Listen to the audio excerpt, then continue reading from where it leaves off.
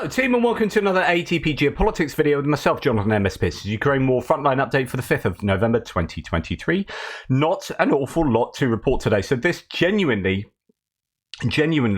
will be one of my quickest Frontline updates. I know I say that and then bang on for too long. I won't do it today. Anyway, what's going on in the northeast, the sector around Kupiansk particularly, there has been some talk from General Sursky that the Russians have taken huge losses around there and are presently regrouping.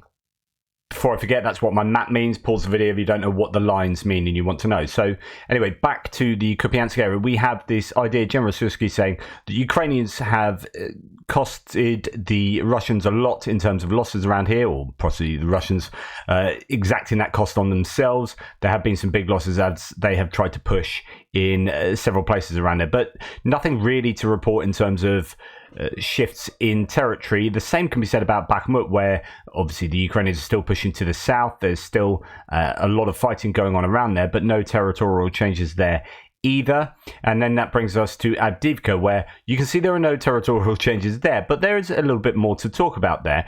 Artur Ray talks of both of these places, Bakhmut and Avdiivka. Says Bakhmut, the defensive troops repelled attacks aimed at the pond located to the south of Avdiivka by the dam. So that is located south of the dam, actually.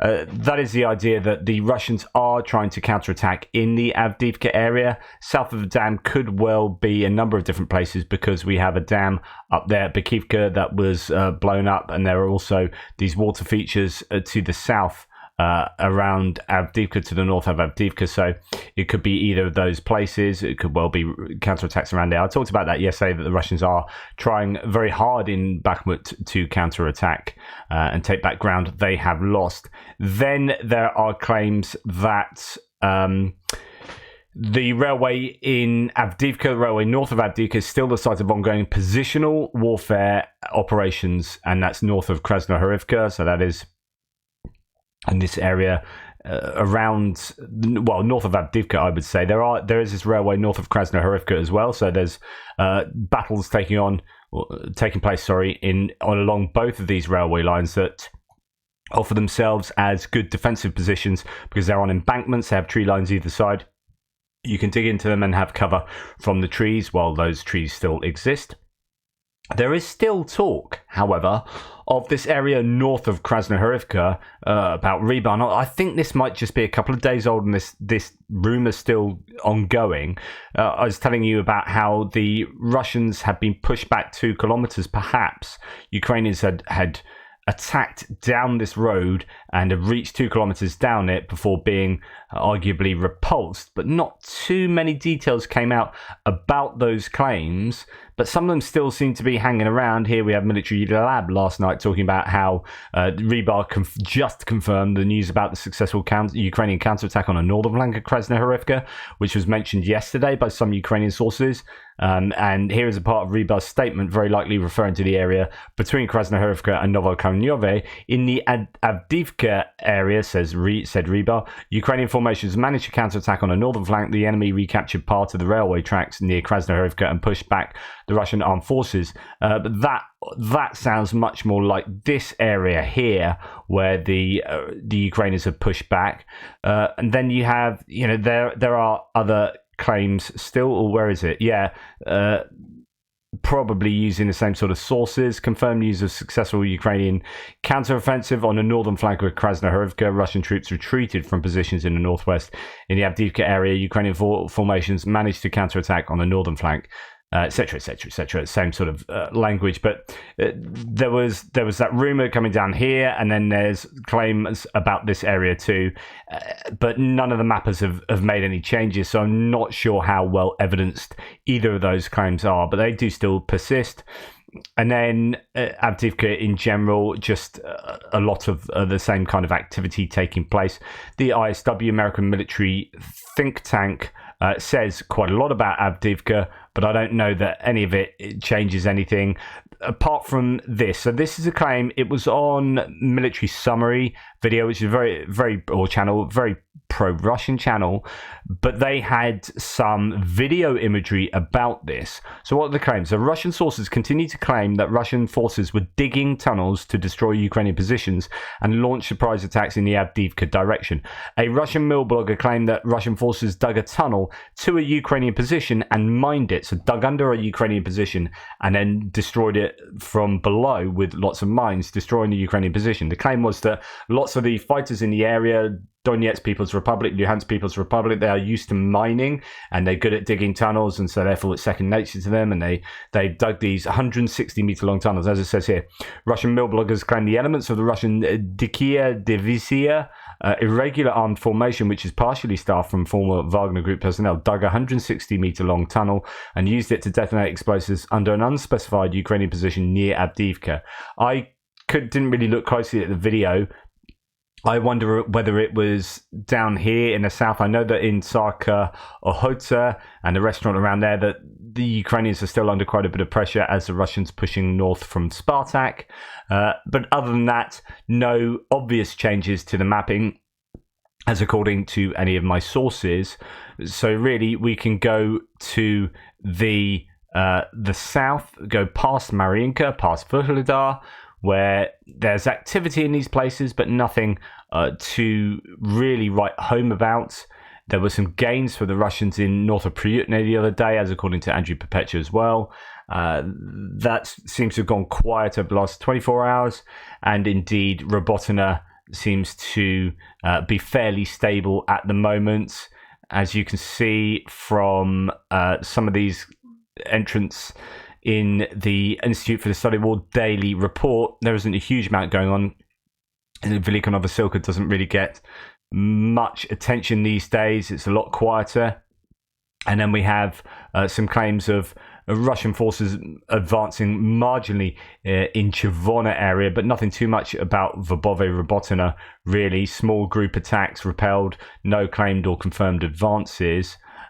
Just to tell you where Chivona is, there's been quite a bit of activity around here. We saw yesterday, there's Chivona near Marfapil, and indeed it's around there.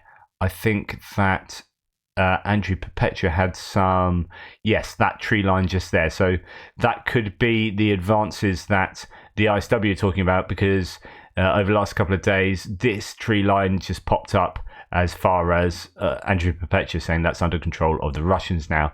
So that could be what they talk about. And then we come down to really the only actual changes I can find on the map from the three mappers I mainly refer to, and that is in the Dnipro area. So let's get a handle on what's going on there. A few claims here. We have Pidstepny. Ukraine has full control, says Global War Monitor, over the solar farm that is 2.5 kilometers north of the village of Pidstepny.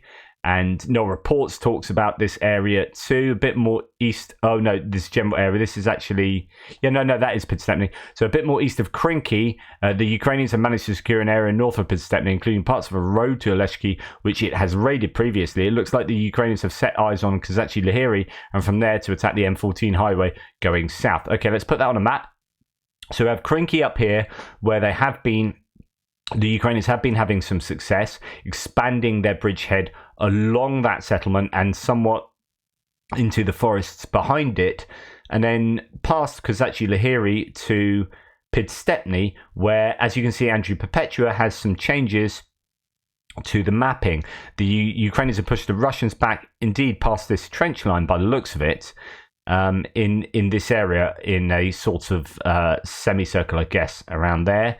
And that is a marked change. I mean, it's not huge, but it's still meaningful for the Ukrainians as they are gaining ground in this area fairly consistently. That's to say that they have control, it appears, over this road and moving towards trying to interdict this larger highway that runs fairly parallel to the river. And that would be important. That's the road that comes out of Oleshki and goes, as I say, along the river, but also further to the south. So that is where much of the talk is focused at the moment. In fact, Artur Ray has information on that too. Podstepny on the Dnipro left bank. The Ukrainian armed forces are still building on their bridgehead. News of the defensive troops of Podstepny, a settlement in the north, has been reported from several locations. Combat is still going on. And indeed, as the Institute for the Study of War says, and bear in mind this is yesterday's fighting, not news from today, Russian forces continue to fail to push Ukrainian forces from their positions on the left bank from Krinky. Says that Russian mill bloggers claim Russian forces achieved minor success in pushing Ukrainian forces from positions in Krinky, but that Ukrainian forces remain in the center of the settlement. And in fact, there is footage that's come out to show that Russians have been under the cosh there. The mill bloggers also claim that Ukrainian forces maintain positions near the Antonivsky Bridge and Railway Bridge, road and rail bridge, and that Russian mill bloggers amplified footage of a Russian infantry squad moving along a road, this is the one, in a condensed formation in Krinky before small arms fire killed and wounded all the personnel, which one mill blogger attributed to friendly fire rather than Ukrainian fire.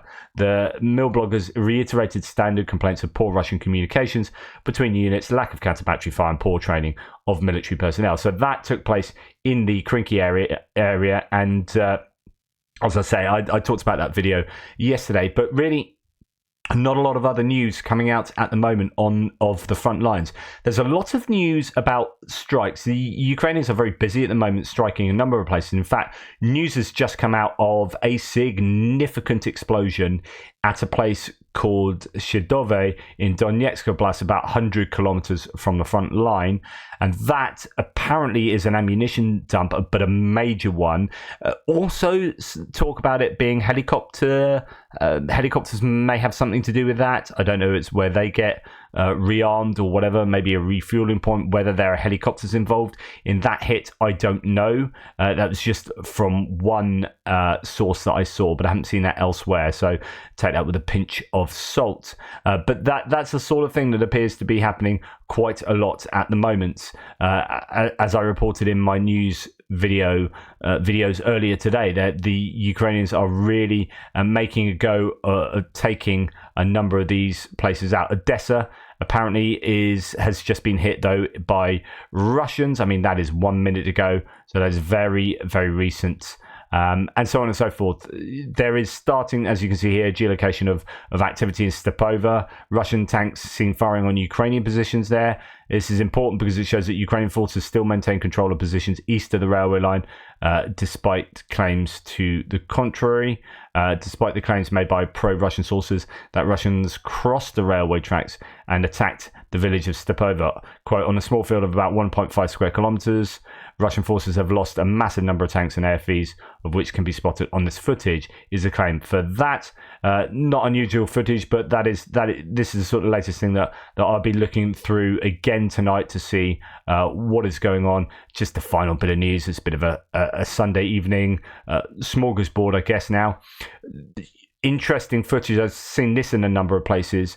About an hour or so ago, this footage came out of Enerhodar power plant, which is here on the Zaporizhia reservoir, what's left of it, with its cooling plant there, cooling pond there. But that is showing some very bright flashes, possibly explosions, possibly electrical explosions going off there. So something may be happening there. Anyway, those are the bits and pieces. I'll update you on all of those tomorrow, I guess. In terms of the front line, as you can see, not a lot of change. Just a little bit down on Dnipro River. Anyway, take care. I'll speak to you tomorrow. Toodle pips.